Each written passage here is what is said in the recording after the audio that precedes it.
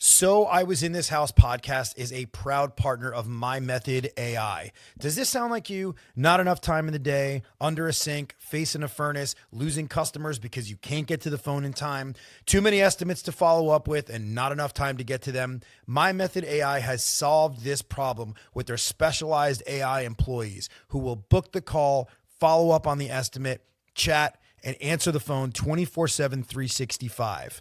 Some companies have even seen as much as a 100% revenue lift after implementing. Not all AI automation companies are the same. My Method AI builds hyper customized AI employees that are specifically tailored to your business with your processes, even down to the accent they speak in. So don't settle for an out of the box canned solution. Book a demo today to see if My Method AI is a good fit for you. Visit mymethod.ai/inthishouse. That's mymethod.ai/inthishouse. My Method AI. We handle the busy work so you can do the real work.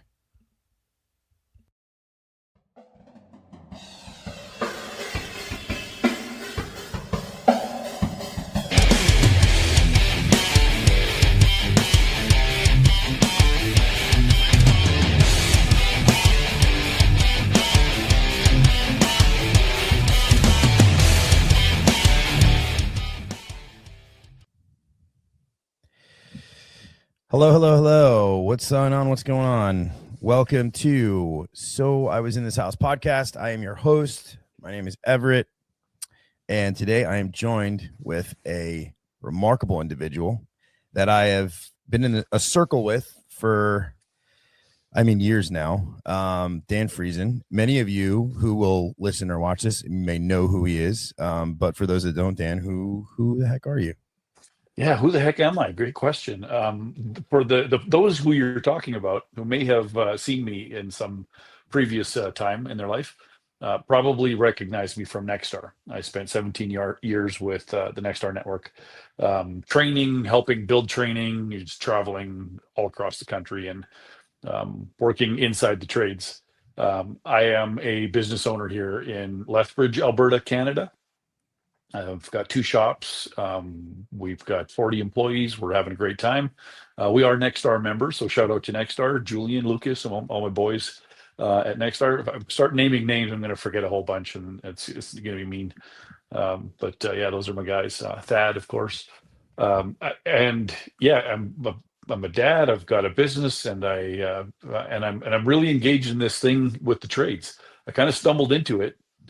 It was a get out of high school sort of gap year job, and I'm still in my gap year. So that was 30 some years ago. I've heard that before, by the way. I've heard that from multiple people where it was one of these, like, I figured I'd try it in between things, and so there you are, 37-year gap, still in it.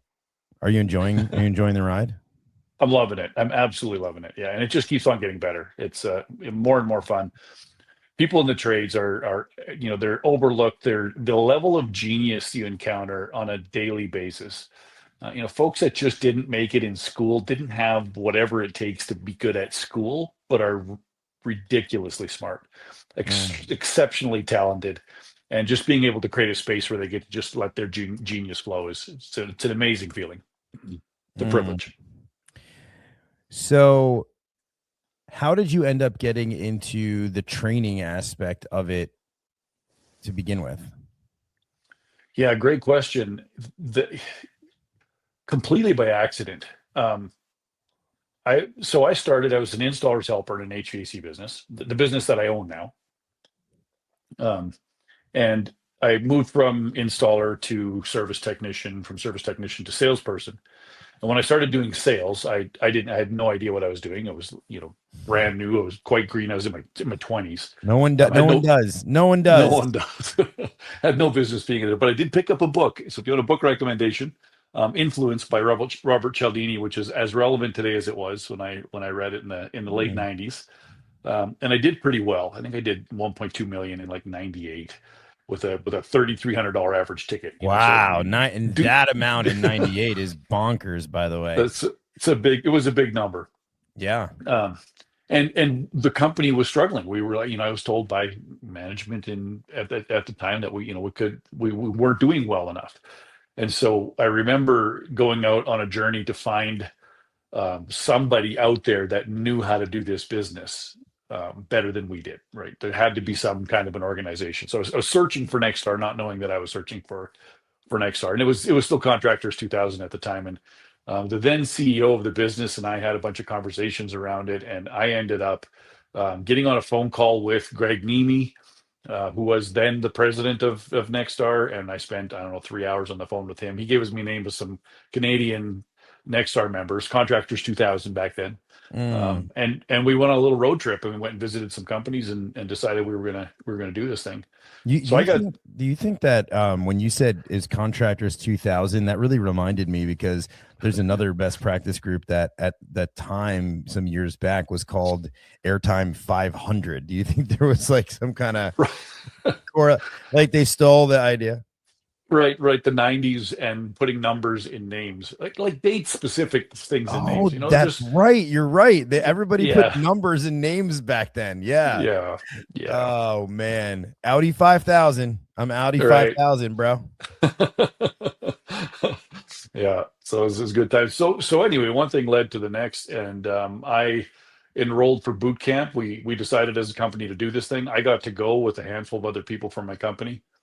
Boot camp was for owners back then, and I certainly was not. I had designs on becoming one at some point, but certainly was not an owner at that time. Went to boot camp, drank the proverbial Kool-Aid, as it were, and I had one moment where we were in the room, and like all Nexstar trainings, for everyone who's been to them, how this goes. They put you at a table, and then you do some exercise at a table. You produce some kind of work, some kind of an output, and then you bring that back to the rest of the room. Well, I was in a group of 6 people, and we were given this assignment that we were going to go back to our shops and change time cards. So we're going to go from my name, 8 hours, the date, if you're lucky. That was my current time card, system. And we were going to go to this elaborate, like everything Service Titan records, except you're going to do it manually on this 8.5 by 11, 10-point font chart. And now let's come back and convince technicians that that's a good idea, and how are they going to do it? So that was our assignment. And my table group and I did what so many do. We just horsed around the entire time. And so all of a sudden it was like, 5 minutes to go, and we're going to start doing presentations. So we had to present this thing to the front of the room. And so everybody just sort of pointed at me and said, "You got to do it, Dan. Just you take it." Right? I think I was the youngest guy at the table. So I did. I jumped up and I did it, and it went really well. I got a standing ovation from the room. Everybody said, "Take this thing, we're going to run it back." I can still remember it. And then after the class was over, I reached out to Sherry Benefeld, Bill Raymond. I'm sure hoping some of these folks get to see this, because these folks shaped my life. And I said, if there's ever a chance for me to do something, to be a part of this in some way, let me know. And so lo and behold, 2 years later, it's like 2004 at this time, Sherry reaches out to me and said, "Hey, we're doing this little thing called Service System, and we'd love you to be a part of it." And so I said yes. And this all came out of one half-ass presentation in front of a room. Wow. Man, that's a lot of trust for somebody who was winging it. I was totally winging it. They had no idea. I had like 5 minutes to prepare that, and it went well, and I'm grateful that it did. And it was as much luck. It was way more luck than it was skill. And that turned into skill, and it set me on a journey. And so the lesson in there is, this is one of the guiding principles in my shop, is say yes. Right. So here's this unknown territory to me. I was not qualified. To this day, I don't think I'm qualified. Right. And I've done this a lot. I've done this for a lot of years for a lot of different people. When you lean in and you say yes to opportunities, you just don't know where this stuff is going to take you. And it's a wild place to be. And those who say yes tend to find their career elevating. And most of the things, you get yourself into trouble when you do that. And you figure it out, and good things happen. So so give me an example of what like a say yes scenario would be. It's how I got into sales. It's how I got into service. My story of going from the install truck to the service truck was negative 37 Canadian degrees. I've told this at a Nexstar event some years ago. And of course, the service team was running ragged, could not keep up to the demand on dead furnaces. And so the manager said, any installers, anybody you want to run some service calls? And I was just like, yes, sure. Sure. I mean, how hard can it possibly be, right? I'm installing these things, and it's a slightly different skill set. Different skill set. All I, yeah, all I can remember that day is I think they handed me 8 invoices. Like, just here's a stack of invoices. Just go take care of these things, and then come back when you're done. And I did, and I don't know how well it went. I just, but that put me on a path. And every did anybody die? No, not to my knowledge. It went great.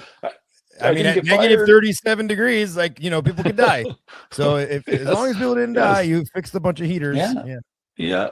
I think grateful back then it was lots of belt drive, pretty simple. Oh yeah. Natural draft. Yeah. There's no inducers. Yeah, there's no moving parts. Yeah, it's like probably changed thermocouples and belts. That's probably most of what I did. That's pretty wild. You do a lot of hydronics too, like boilers and whatnot. We don't do a ton. There's a bit of it here. Our market is more. It's 95% natural gas, forced air. Yeah. Wow. See, that to me seems like a little, like, just odd due to the fact that you probably live in an area that's pretty old. Like there's older houses, it's, you would think that they would be, like a lot of them would be boilers, but we have this, our temperature swings are wild here in Southern Alberta. So we'll go from, this happened this week. It was like negative 15 yesterday. It's warm out today. The wind turns to the west. If it shifts from the west, it's going to get warm. If it shifts from the north, it's going to get cold, and it's going to get cold fast. And so hydronic systems can't keep up. They can't respond fast enough. Really? Yeah. That's wild, because we had some pretty terrible weather in the Northeast, and some of those steamers, man, you could just boil out of a house with some of those old steamers, man. Hot water systems. Yeah. I guess it comes down to design, right? That's part of what you taught. So what is considered warm? I'm curious. Well, you said it's warm today. You said it's warm today. So I said, what is considered warm, considering it was negative 15 yesterday? Currently, it's 1 degree Celsius, which would be like 33 Fahrenheit. 33 degrees. Yeah, that's a warm day for Canada, right? So let me ask you this. So and by the way, just for people maybe, I don't know, they're listening. Well, I think most people in the trades kind of know what Nexstar is, but I get a lot of people who, believe it or not, the thing is we become insulated, right? And so we surround ourselves with like-minded contractors and like-minded people. And through this forum, I've actually really touched base with like these purist HVAC like guys, and roofing. I've ventured off in there too, but like where it's like sort of less of what you and I would probably focus on with the business building and the sort of like the processes of a business is over, but really just getting in there and fixing stuff. And so for anybody that's listening that maybe doesn't even know like what Nexstar is, it's a business practice group for people in the trades. It's to help for the betterment of the HVAC and trades industry. Yeah.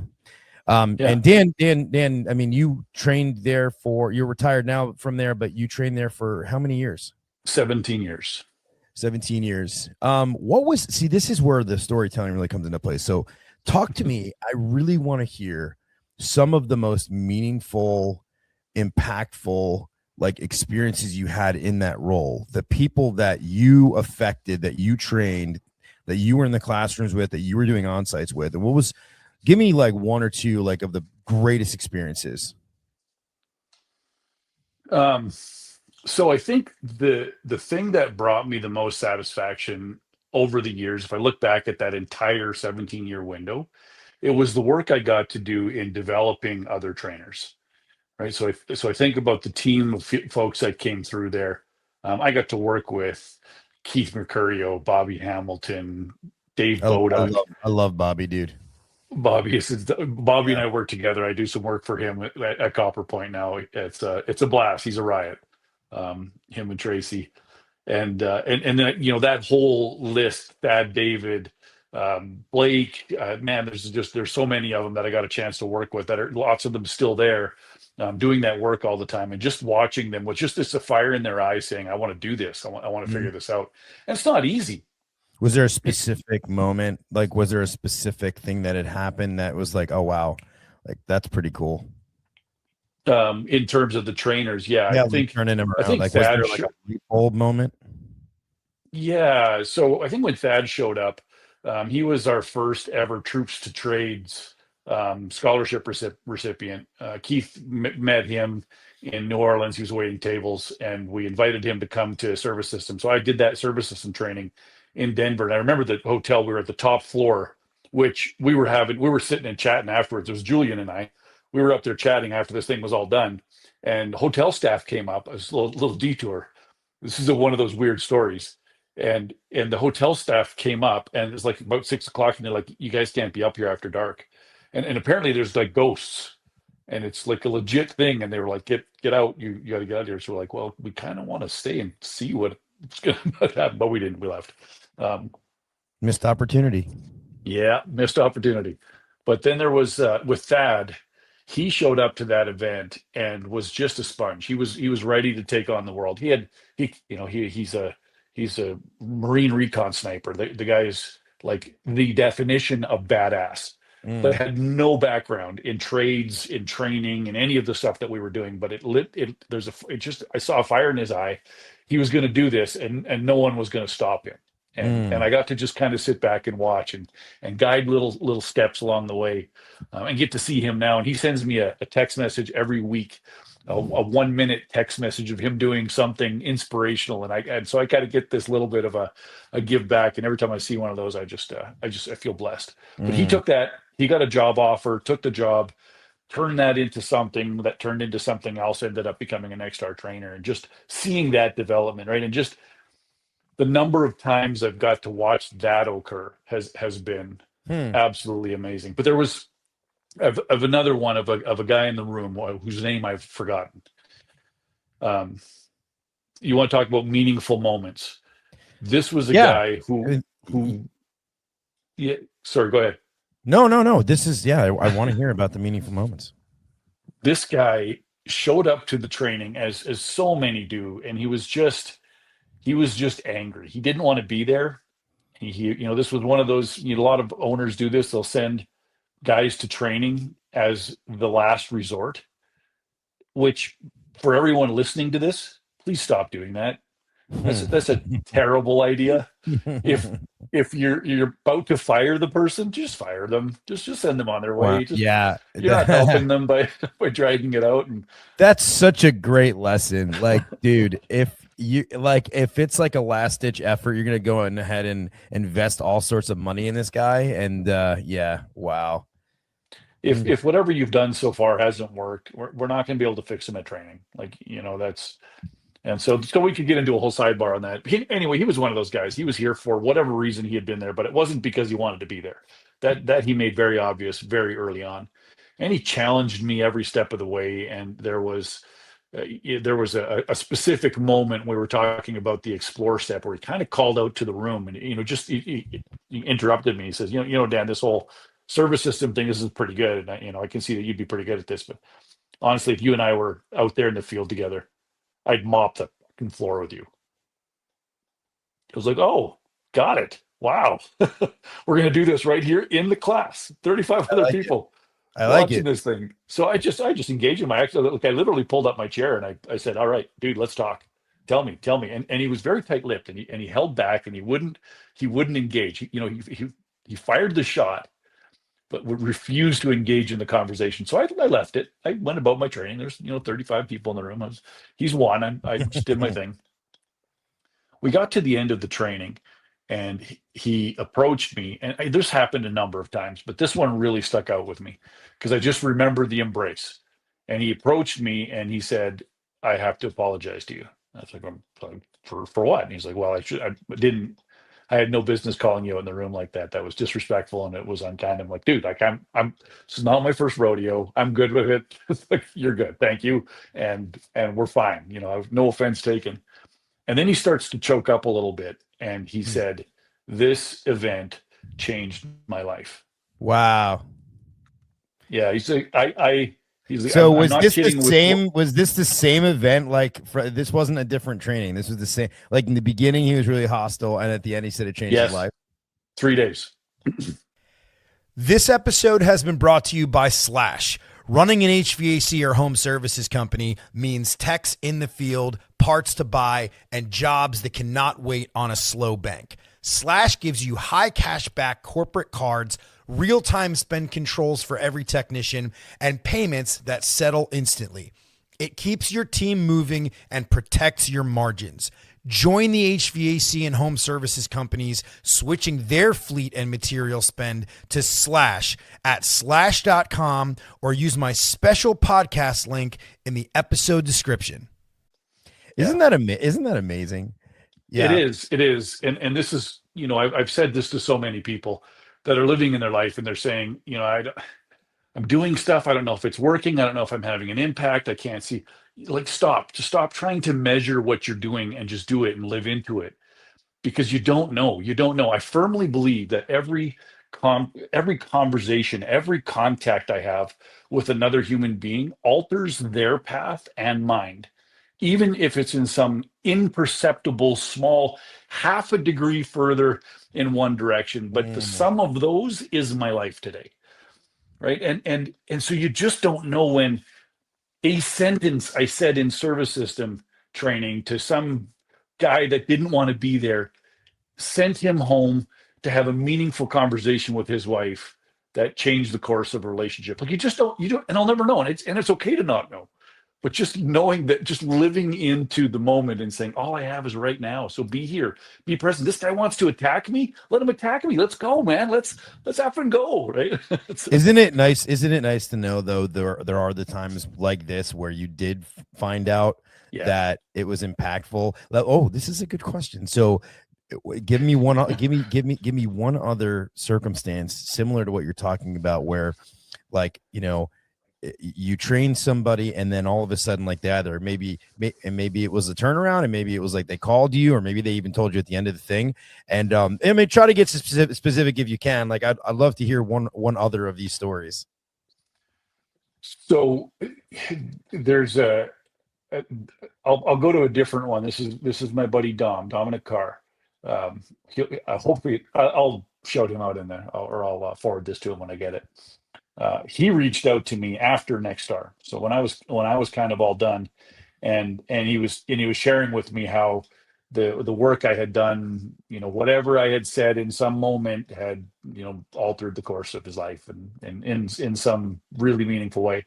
And that was an example to me. And, you know, this story goes on, but that was like one of those moments where, like, oh, got it. Yeah, I remembered him. Like, I do remember seeing you in class, right? Somewhere on the East Coast, wherever I was doing one of these things. And I had no idea that there was any of this was going on. And so then he reached out to me, and he and I spent a year together on coaching calls and just walked through some stuff in his life. And he's a powerful human being, just walking a path. And there's, you know, again, you don't know who you're just gonna nudge and get to know and meet and watch their life completely shift. Yeah.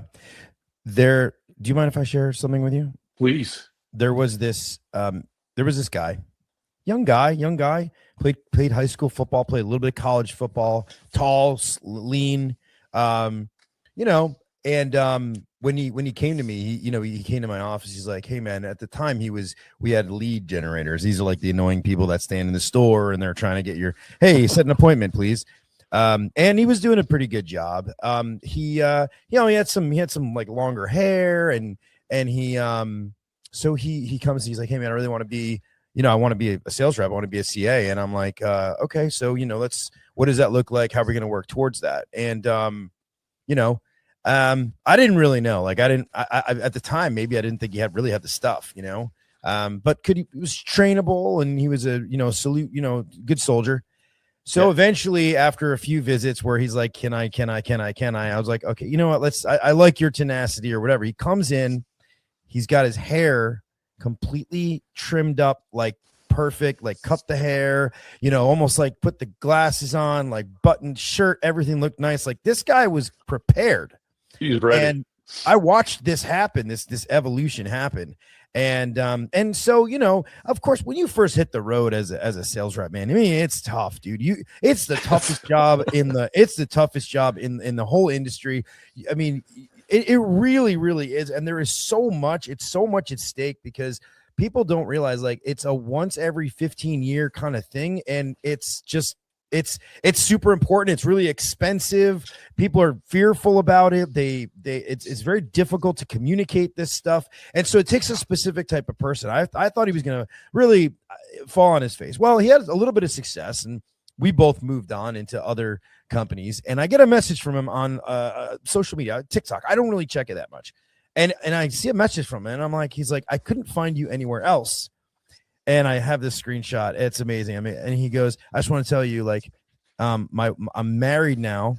We've started a family, me and my wife. We're living in North Carolina. I'm working for an HVAC company over here. I'm their head sales guy. I'm doing amazing. I think he's running a team even. And he's like, I just want to let you know, thank you so much for giving me that shot. And that's it, man. And that's it. I mean, like if you can't like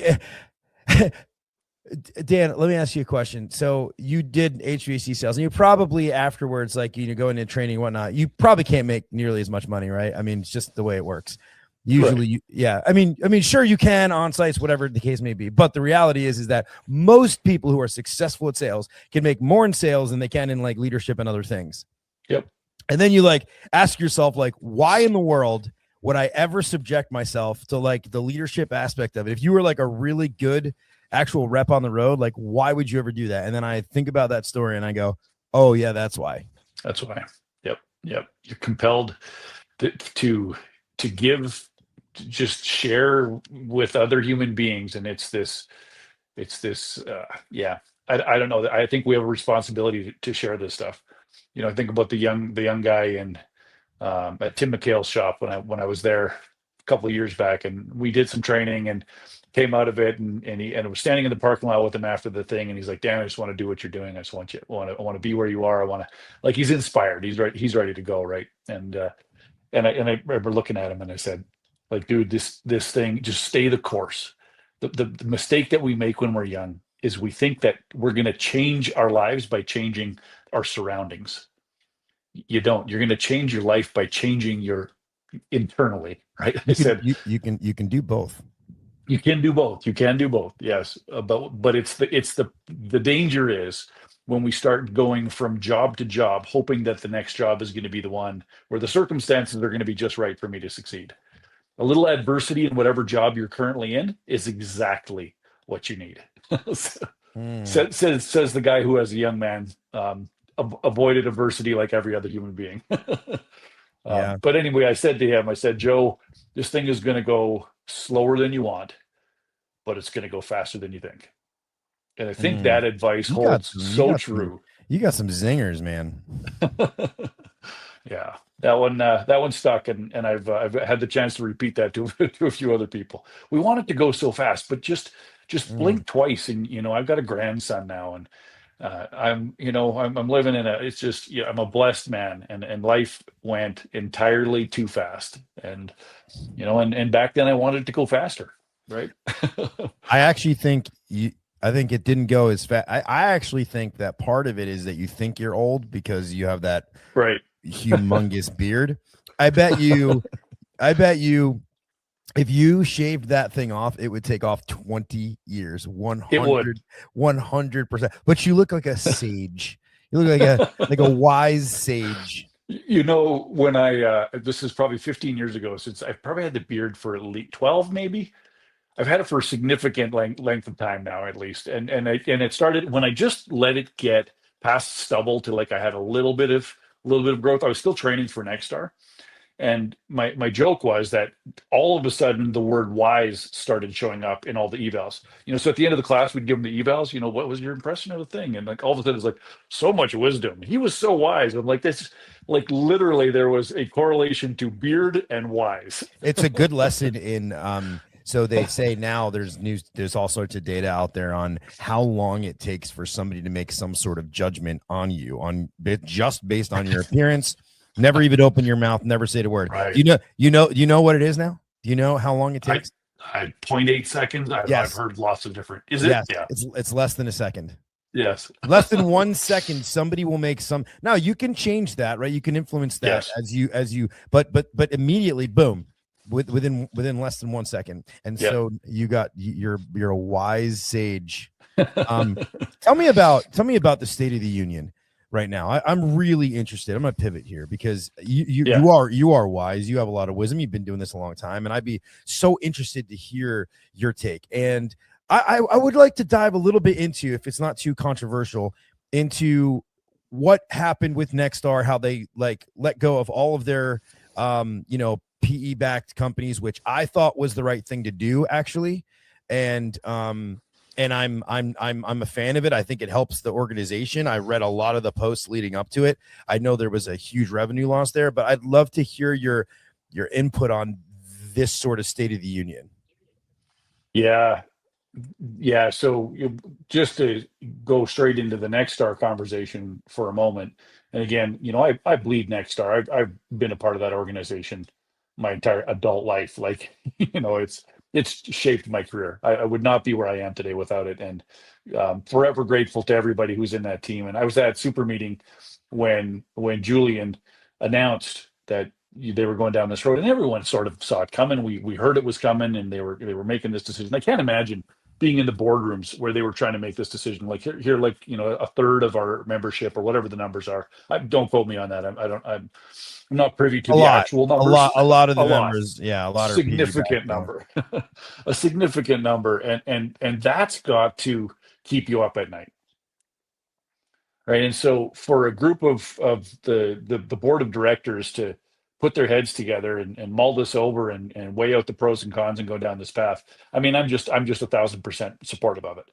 And I love private equity groups. I've got friends in so many of them. I do work for a bunch of them. I get a chance to see a bunch of those people and go down that path. That's a different kind of business. It doesn't need Nexstar, right? They got MBAs and people like Harvard grads making decisions, and they're not coming to service system. They're not coming down that path, right? And so there's a need in those businesses still for training of some kind, and there's so many different options for that to happen. And most of them are just bringing it in. They're bringing their own training in, developing their own programs, and doing that's what you'd expect of a well organized, gigantic company like corporation, like private equity is, right?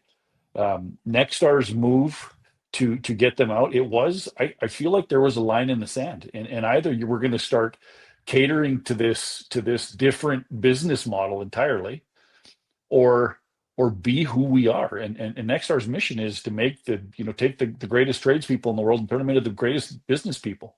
And I think we have Nexstar to thank for a big piece of this private equity movement. The number of people who've gotten paid by private equity companies, these owners, I mean, the first question that gets asked is this a Nexstar company? When they're recruiting someone, when they're trying to purchase, is this a Nexstar company, right? Because they know if it's a Nexstar company, it's likely going to be pretty well run. And so a problem of their own design. Yes, and obviously Nexstar produced a substantial amount of incredible talent, and well-run organizations. And I mean, I work for a Nexstar company. I've worked in other Nexstar companies, and I have quite literally all the way my favorite stuff. And so this is kind of like maybe a little touchy-feely, but like back in the day, right? You have like the Nexstar option sheets, and it's like, supreme and deluxe and like advanced, and like that's like the most amazing world to kind of live in, right? And then you have now all these quoting software platforms and Service Titan and Field Edge and House Call Pro. Okay, great. But now, so you have an iPad and you're going through but so for me, okay, and this is, and you agree with me or disagree with me, man.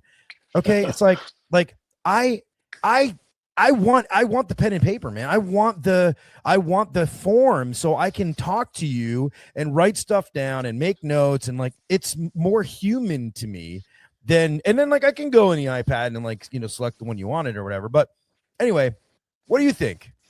Yeah, man, you're gonna just drag me right into that conversation. So you know how many years I went around telling everybody exactly what you're saying, right? Pen and paper is more powerful, and I still believe that. Just if you have a significant other, text them "I love you" or write it on a sticky note and put it on the mirror and see which one gets the better reaction. Boom, bingo, 100%.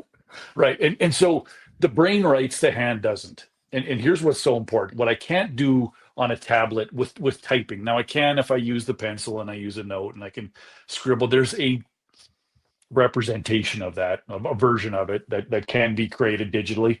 But pen and paper, it's the brain writes, the hand doesn't. And so there's a translation of personality that comes through the handwriting. Entire field of study around this, graphology, where I can identify personality traits by what's in the handwriting, and I've gone down this rabbit hole and did a bunch of training on it, and it's wild. It's so and so now imagine this, that you're the sales rep and you're in the house and you write the options by hand, and then you send a handwritten note afterwards. That connection is so much more powerful because it's handwritten. So Right. so incredible. It is. They've done And- studies on this with receipts from waiters and waitress like servers. Yeah. Where Yep. if you write on the receipt like "thank you so much," that the tips were like 30% higher. Yep. Yeah. Yeah, and use names and Yeah. all of that. Oh, Now, wait a minute, Dan. Hold on a second here. Are we so profound here to say that being human and treating people with dignity and being super cordial with people actually enhances service levels and increases the amount of money that you can make? Imagine that. How dare Imagine we? being awesome and giving great service actually having a repercussion of, you know, doing But more there's business. a flip side to this. But there's a flip side to this. So I told you I went years preaching use handwritten options. You lost. You can't win that. You can't win that battle. Operationally, it doesn't. It's just not effective. It does, because you get Why? way too many variations. You get guys whose handwriting is illegible. I can't force them to fill out a piece of a form. You got forms that have check boxes on them. You make sure everybody Yeah. snaps a picture of it. You can absolutely enforce it. I'll tell you how you enforce it. You tell your staff, here, this is how we're going to do something. You take a picture of it and you go, that's how it's going to happen. And if you don't upload it, and if you don't take a picture of it at the end of it's not legible, you can't work here. Problem solved. Right. That's problem Yes. solved. I'm going to do this Yes. experiment, by the way. I'm going to do this. I'm going to quote my systems. I'm going to have my team quote them on like long forms, and we'll still do it in service side. And I want to do like a before and after, like, so this is what our closing percentage was. Now this is what it is after. What's better? Just saying. Yeah. Include me in there. Let me know what happens. I trust me. I fascinated. will. Fascinated. Yeah. So I am 100% in the handwritten camp, except operationally. Yeah. Operationally, it's just faster and more efficient to just use like an invoice summary. An invoice summary is a 3-stroke keyboard shortcut. FS1 is furnace summary 1. And boom, I've got 2 paragraphs. I fill in the customer's names. I'm done. It's done properly. It's done the right way every time. And it took 8 seconds instead of. Oh, I see. No, but that's different. Right. though. I'm not. Yeah, that's different. I mean, you're talking about an invoice summary. That's fine. But I'm talking about when you're quoting like major work, right? Yeah. I still teach. I follow the Nexstar system where they teach a version of the Foursquare where after I've got everything digitally prepared, I get my piece of paper out. That's where I do all the closing, and it's all scribbles that resemble and match and correlate to what I've gotten in digital. And so you kind of hybrid that Yeah. off. That's actually, I like that. I'd like to see like what the scribble looks like. I want you to get a form and like just show me like what it looks like. Okay. All right. Hey, I'll send it so to you. so now, and I'm sure you're operating the business now, but Tell me about some fun stories you've had, like in houses, like where you were actually on either ride-alongs or you were there in the house and like some weird shit happened. That actually, so Dan, believe it or not, So I Was in This House podcast. The story that you're going to tell starts with So I was in this house. Cooper and Hunter's new peak unit runs efficiently up to 19 SEER 2 with BTU capacity that ranges between 18 to 55,000 for indoor and outdoor units. Compared to a traditional gas furnace, Peak's revolutionary design is ready to step in without a hassle thanks to its adaptive multi-voltage. True high-performance hyper units provide a 100% heating output at negative 13 degrees. Looking inside the unit, the new M-Coil is highly efficient and provides a better airflow that reflects in a higher static pressure. Our Smart Kit is included, giving you access to control your device from the comfort of your phone. Peak stands for Powerful, Efficient, Auto Voltage Detection, and Quiet. To learn more, visit our website or talk to your local distributor. Cooper and Hunter, addicted to comfort. I got two of them. Can I do two? You can do as many as you want, actually. Okay. This is your show. Yeah. All right. So I was in this house. I get called out to this elderly man's house to fix his furnace. This is when I was still running service calls. And knock on the door, come in the house. This was way before Nexstar, so I'm in doing whatever version of a process that I was doing. There was no such thing as boot covers then. And he invites me into his home, and he appears to be in there by himself. And we do our little introductory chat and get to know each other a little bit. And he takes me over to the basement door. The furnace is in the basement, kind of tucked in behind the stairs. And he puts his hand on the handle of the door. And that this happened here in Lethbridge, so I'm hoping he's not going to hear this podcast. Probably not. Because he's certainly no longer with us. Just the years. He'd be 122, I think, if my math is right. So it's not impossible. At any rate, he put his hand on the door handle, and he said, "Dan, what I'm about to show you, you can't tell anyone."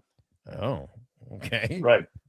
So I've told this story in just about every service system I've ever trained. So folks who are watching this know where this is going. If you've been in my training before. And so I don't remember hearing this one. No, the craziest things start going through your head. Right? What am I about? Like this, it's a little old man. Like what could possibly be behind this door? And I'm curious and terrified at the same time. So let's go. You're committed. You're committed at this point in time. I'm committed. Yeah. So he cracks the door open and starts to go down ahead of me. And as he's going down the stairs, he starts flicking light switches on. Like there's light switches at every step. He's got them going all the way down. And this like noises are starting to happen and I'm hearing things going on. I'm like, what am I getting myself into?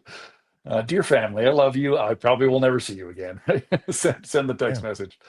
And I get to the bottom of the stairs and he's got the world's most elaborate model train set built through this entire basement. Like there's trains from every era working. There's a steam engine train. There's steam puffing out of this thing. There's trains, there's bridges, there's waterfalls, there's mountain scenes, there's cities and towns. And the trains are moving and all this stuff is happening. And he just stands there and he looks and he's just smiling. And he's like, I don't want anyone to see this and think that I'm going to go on the news, that I want people in here. I don't want any attention. Since my wife passed, I needed something to do to keep my mind busy. And this keeps my mind busy. And I get to play with my grandchildren down here. And this is my happy space. And we spent an hour and a half playing with trains. Wow. Was that? Don't remember what happened with this furnace, but yeah, a lot of fun. Don't remember. You don't remember what happened with the furnace, but you remember the experience. I love that. I do, yeah. I love that. But it also shows a lot about you. I've asked people about when they go like into houses and their experiences. Some people have a harder time recalling. They'll remember what they worked on, but they won't remember the person. And I'm like, this is wild to me. And it shows me that, like, first of all, the different personality types. Interesting. Well, they kind of go like I think it's like they're on autopilot, right? They're just like, okay, fix the problem. Like, here's the solution. Here's the options to rectify it. Like, do you want to do this? Like, there's no like the bonding and rapport is lost on some people. And so that's why your job and my job, like to help make communicators, better communicators, is so important. But sometimes you're just not going to get the results. And so I'm just going to talk to technicians for a minute. Technicians, salespeople, everybody in this great industry we get to serve, who has the privilege of going into people's homes every day. The privilege. Can you just stop for a minute and recognize how incredibly cool that is? That your job isn't tied up at a desk in some office that you're going to go to every day and work around people that you mostly don't like, perhaps, but you get to go into people's homes every day. You get to meet new people and make the space where they live, where they raise their families, where they make their memories, where this little old man was playing with his grandchildren. He invited me into that space. Can we just stop for a minute and acknowledge how freaking cool that is? It's really cool. What's even cooler is I'm gonna actually one up that story right there. I actually met a guy. I met a guy who not only did he have a basement with the train sets everywhere, he built a wing of his house for the train sets. He had multiple floors and vaulted ceilings and the same thing. And I was blown away. And in one of these like cabinets or whatever that he had in there, glass encased, it was like a train from like 1933 or something like that. And it was worth he's like, the reason why this is worth so much money. I think that one train was worth in like the tens of thousands of dollars. It's pretty wild. That world is like, I think it's a dead art though. I mean, a dead hobby though. I don't think you're going to see too much of that moving into the future at all. It's a shame. But yeah. So you said you had two stories and now I'm okay. So the second one shaped me as a coach. Oh, okay, cool. So I was when my boys were little. I have two daughters, two sons. And when my boys were little, they played baseball. And I never played baseball. I'm Canadian. I played hockey, but I decided I was going to coach. So I signed up to coach, and I had no idea what I was doing. And I was learning this game as I was coaching these 9 and 10-year-olds. And I went into this gentleman's home. Husband and wife were there. I was called in for there was a plumbing leak under the sink. I was pretending to be a plumber that day. Plumbing leak under the sink. So I went into the customer's home, and his name was Abe. And he comes in, and we started chatting for a second. He says, "Would you like to sit down and have a cup of coffee?" I've said this also in my training forever. I called this my cup of coffee closing rate, like 99%. When the customer asks you, "Do you want a cup of coffee?" Drink coffee. Yes, I want a cup of coffee, please. Yes, and it's usually pretty terrible coffee, but drink it anyway and ask for seconds. And the rule for me was when I'm drinking coffee with a customer in their home, we're not talking about work. We're not talking about business. I'm getting to know them. I'm leaning into the relationship. This was the easiest one I've ever had to do that with, because kind of next to us in the adjacent room was this shrine to baseball. Every imaginable jacket that he had won, trophies, signed baseball bats, signed baseballs. It was a shrine to baseball. So I was like, okay, Abe, tell me about this. What is this about? He's like, this is the story of my life on this wall. This is 35 years of coaching baseball in this city. And he's telling me the stories of it and doing all that. And I'm a sponge. I'm soaking it up, listening to him tell stories. And so I said, can you help me? Can you help a young coach who has no idea what he's doing, coaching these little league? And he says, well, what age are you coaching? And what are you doing? He starts asking me all the questions. And then he said, at age 9 and 10, the thing that's going to get them coming back is whether or not they had fun. And the most fun thing to do in baseball is hit. So if you can teach those boys to hit, you're going to win every game, because nobody can pitch well enough to outpitch a good hitter at that age, right? Like the fast at age 9, 10, the fastest pitches are coming at about 55. That's it. Anybody can hit a 55. Yeah. And so he gives me a handful of drills to teach the boys how to hit. And I just leaned right into it. I have my notebook out. I'm writing all this stuff. and taking good notes. My favorite drill was down by the river bottom. He told us to go to the hardware store, buy 1-inch wooden dowels, the length of a baseball bat. Go down to the river bottom, toss rocks until those wooden dowels are beat to death. If you can hit a rock with a 1-inch dowel, you can hit a baseball. So you can buy dowels that are baseball bat sized. Well, they're just 1-inch round, right? So that's the idea. They're really thin, but yeah, like a 3-foot long. I didn't even know you could get the real super. What are you putting together with those things?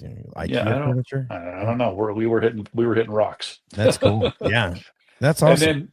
And then the other one that I threw my arm off. I had to teach myself how to pitch, at least well enough to pitch to these kids.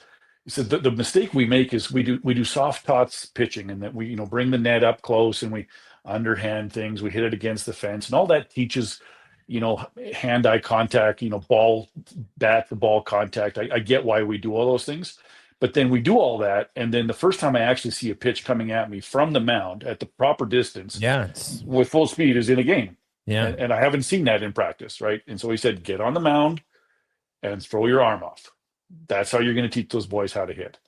And my last season of coaching Little League, we ran the table. We won every game, and we won on the bats. Yeah. You know what? I wish I would have known this. I coached for years my son's baseball team, and he got really good. And I coached in rec, and I didn't coach too much I didn't coach really in travel. I would help out, but I wasn't like the travel coach. But in rec, I would. One year they were missing a coach. They were like, we don't even have one, and they were like, you're it. And I'm like, oh, cool, okay. So then I'm like teaching these kids, and it was actually arguably like I'm actually getting a little emotional right now just thinking about it, 'cause I haven't thought about it in a long time, but it was one of the greatest experiences of my life. Like just having that and, being there with my son, enjoying like time with him. And so, and then they get older. Right. And now, he's 16 and he doesn't really want to play baseball anymore. And I guess it's those moments you really have to you hold on to him. And now you're saying you got a grandkid. So now you get to do it all over again. That's something fun, right? It's the lesson I said right at the beginning is you just don't know every moment. The only moment you have is the one that you're in. Just live in it. Just be there. Right. That's it. It's going to be gone before you know it. And it's going to go faster than you want it to go. So I guess you kind of already answered the question for me, because I asked the same question on every episode, which is what was one call that you ran or one experience you've had with a customer that was life-shaping, that was so profound that it changed you in some sort of way. I guess that was I guess that was it. Yeah. Now, and I all of the coaching I've done since then, I always remember what he told me. Not the drills are irrelevant. The lesson was they'll come back if they had fun. And so just play with it. Have fun, right? It doesn't all have to be so serious. What would you say to, and we kind of got off track with this because we were talking about Nexstar and we were talking about, I want to go back a little bit to state of the industry, really. I guess I really like you to comment on that, just with your knowledge, thoughts. Yeah.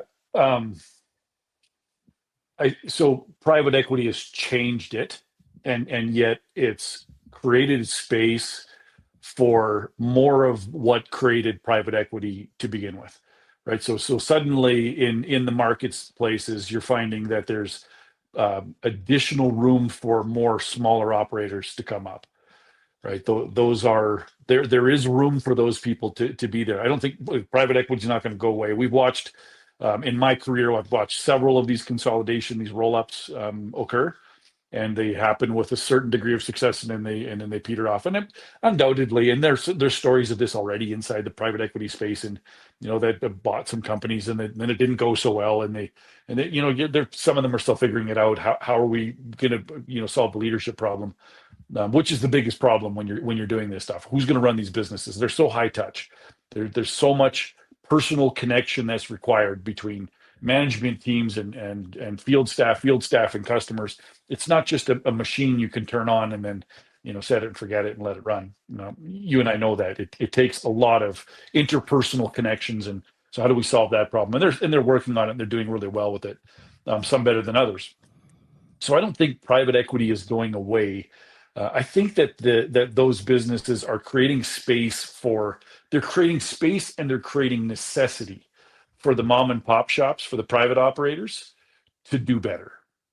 To get back to I had a text conversation with a friend today where we were talking about call volumes, and call counts are down everywhere. That's what the world is saying, and so where the conversation led to us saying was, it's time for us to start marketing like it's 2010 again. Right, where it's go to the events, where it's be present in your community, where it's your social media isn't something that's done by some third party company that's just posting so that you have polished stuff. It's get inside the doors of your business and be goofy and have fun and play and let the world see that. Right. Yeah. I've been really preaching this exactly that sentiment, but I will say there is a sentiment within the industry, especially from some independent owners that I know, that and I've worked for PE rolled back businesses, and you're right, there's some that are better than others, but man, I mean, I think I guess, let me say something, and I don't know how this is going to really come off, because I do believe that you have to run your business with logic, and you have to make decisions based on logic, but we would be completely remiss to say that we remove all of the emotion out of, we're emotional creatures in general. So then, like, if you treat it with a stroke of a pen, unfortunately what ends up happening is there's things that you sacrifice, and those things unfortunately then affect the morale of your team. So you start what starts with the stroke of a pen doesn't end there. It brings your morale down, and it brings the whole team down. And then what is lost in that moment? What could you have done differently if you had better advice from maybe some of your leadership to go, okay, I know we need to make this change, here's how we do it. Okay. And so, but there's so much money at stake here that it changed it. And one other thought too, you got a cool owner, of a company who's like, hey, I want to run an awesome shop. There's Nexstar company right here in our backyard, right here, and I'm going to be interviewing him too. And his name is Texas. He runs it's Medley, right? He doesn't care. I talk about him all the time. He's a fantastic guy. The guy's got pool tables and ping pong stuff all in and he got a team that everybody wants to go work for. And so then if you are going to get swallowed up, like if let's say somebody came into a cool company like that, you got to ask yourself, like, what made this company why was it appealing to you to buy in the first place? I just feel like it's so short-sighted. You're cutting off your nose to spite your face. I don't think it actually equals any more money. I don't actually think I don't think it gives them more success with some of the decisions that are made. So the sentiment sucks, because it's in our industry, it's here, but like, I would love to see more independent companies really out there and showing what they're doing for their people, right? And that in and of itself, I think, is what will create more success. Anyway, long rant. It's market like it's 2010, right? You get back to being local in your community and shaking hands and being at events. And we put Christmas lights. I have a brand ambassador we hired a few months back, and that's her job, is to do exactly that. And she texted me one Friday afternoon, like, hey, there's a parade happening in this city. Can I roll a truck through it? I'm like, yes, knock yourself out. It's precisely what we need to do, right? And it's goofy, and it's fun, and it's super organic, and it's very grassroots feeling. It's back to, how did Grandpa back in the 50s build his business? The company, I have the privilege of running a company, leading an operation that was founded in 1941. Charlton Hill, my company, was founded in 1941. I love it. That's Pearl Harbor for reference. Yeah. Right. That's great. And how did they build the business back then? When They there knocked wasn't on yellow doors. pages, They knocked knocked on on. doors. They literally knocked on doors. They.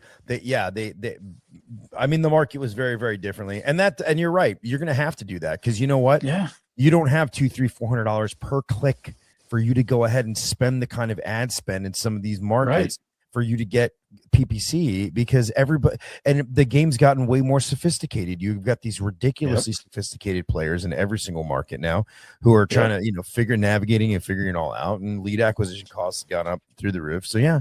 I actually know somebody, and he was on the show, who has a boot camp for door to door. They're doing this all over the place. They're going door to door, and they have teams, and they're booking tune-ups. They're like, hey, we're a maintenance company. We'll come out here, look at your HVAC system, and they're doing it, and they're doing a great job. Yeah, and it's pretty wild. So Dan, I want to go ahead. Yeah, go ahead. No. You want to what? I have designs on putting together a filter truck. That sounds pretty boring, but if you imagine a filter truck meets an ice cream truck, and the job of this truck is to just drive through neighborhoods, load it up on all the common filters, knock on doors, and change filters. Oh, I love it. Oh, dude, I want to steal that idea. Oh man, that's amazing. You know what's we're rolling out a special actually that's going to include the filter, a basic filter. But you know what? There's been guys like me doing a great job of cleaning up people's air, where more and more you're seeing these media air cleaners all over the place. So pretty cool, man. All right, well, listen, man, I want to get some last sentiments from you. Anything anything you want to talk about, anything that's on your mind, man, anybody you want to shout out, things that you're working on. What's going on, Dan? Oh man, that's pretty wide open, isn't it? Yeah. Well, this end of the show here, this is all about you. This is all you right here. Yeah. Yeah. Well, I think what I want, let me wrap up by talking about where I see this going. I think that we're going to get a coexistence. We're going to find a nice balance between the private equity groups that exist and are going to continue to do what they do, and people will continue to get paid to sell good companies to them. And we're going to have a bunch of folks. I've got a couple of really close friends who are running $20-30 million shops, making really good money, have had every private equity group you can imagine, flashing checkbooks at them, and they're keeping their feet on the ground. They're turning their business over to their sons. They're doing things the old way and just staying in it and getting that. And I think we're going to see more of that, because there's a fair number of, fairly painful stories of people who sold and what occurred after. Nothing disparaging against private equity. That's bound to happen in this kind of a space. But the point is that we're going to learn to coexist. And so if there was ever a time to figure out how to get really good at being not private equity, that's the game we must play, right? How can we be local? How can we be mom and pop and make that obvious and teach AI that's who we are, because you can't fool the AI as it continues to get more and more sophisticated. That information's if it's available, it's going to find it, and you're not going to, a well-placed ad in a local market isn't going to fool anybody anymore. Yeah, I love that. And actually, I'll add to it. I think that as that independent owner and organization gets better and better and better, you're going to see service levels and unique ideas come out of the woodwork where it will just foster just greatness. And you'll just see this, and you'll see sort of a renaissance of these incredible companies that are going to come out of the woodwork. Very cool. Very cool. Dan, man, you are a wise sage. Well, thank you, Everett. Appreciate that. we're quite aligned. Let me ask you, is there anything you want to plug, or is there anything you want people to visit your company website or any of that stuff? Yeah. So here, what I'll plug is my side gig. I do have my website's danieljfriesen.com.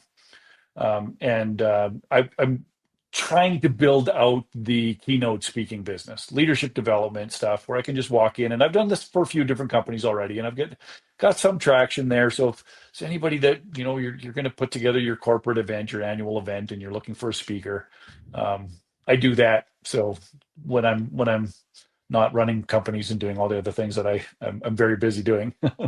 I love that. So, and have you done any keynotes yet? I have, yeah. I've done a number of them already. Dude, that's awesome. It's a lot of fun. That, dude.